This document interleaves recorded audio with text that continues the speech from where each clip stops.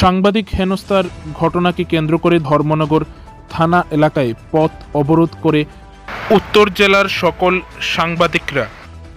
2রা জুলাই মঙ্গলবার দুপুর আনুমানিক 2টো নাগাদ উত্তর ত্রিপুরা জেলার জেলা সদর ধর্মনগর শহরের ধর্মনগর থানার সামনে এই পথ অবরোধটি সংঘটিত হয়।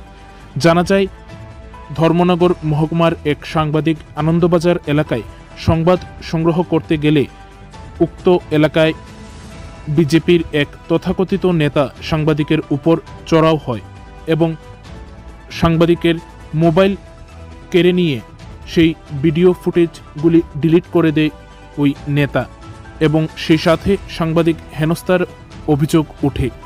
এরই প্রতিবাদে ধর্মনগর মহকুমার সকল সাংবাদিকরা পথ অবরোধে বসে ধর্মনগর থানা এলাকায়। পরবর্তীতে ধর্মনগর থানার অফিসার ইনচার্জ এবং মহকুমা পুলিশ আধিকারিক ঘটনাস্থলে পৌঁছায় এবং দীর্ঘক্ষণ সাংবাদিকদের সাথে কথা বলার পর মহকুমা পুলিশ আধিকারিকের আশ্বাসে এই পথ অবরোধ মুক্ত করে উত্তর জেলার সকল সাংবাদিকরা।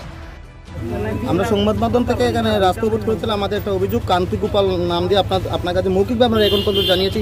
আপনি কি আশ্বাস যতটুকু দিয়েছেন ততটুকু আমাদেরকে একটু জানিয়ে দেন। হ্যাঁ, আপনারা যারা সংবাদ মাধ্যমের সব ভাইয়েরা আপনারা রাস্তা অবরোধ করছিলেন, তো সেই খবরের ভিত্তিতে আমি এবং ওসি আইসিআইআর আপনাদের গ্রিভেন্সটা আমরা শুনলাম। তো আপনারা নিশ্চয়ই জানেন যে একটা স্পেসিফিক ক্রিমিনাল কেস মানে রেজিস্ট্রেশনের জন্য একটা এফআইআর দরকার হয়। আপনারা আপনাদের যে অভিযোগ আছে সেই অভিযোগের ভিত্তিতে আপনারা এফআইআর দিন স্থানীয় পুলিশ থানাতে।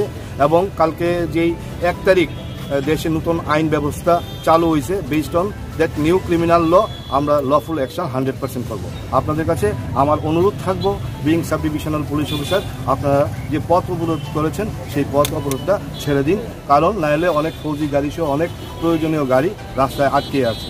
আমরা অ্যাকর্ডিং টু ল যা করার we will do it. Thank you.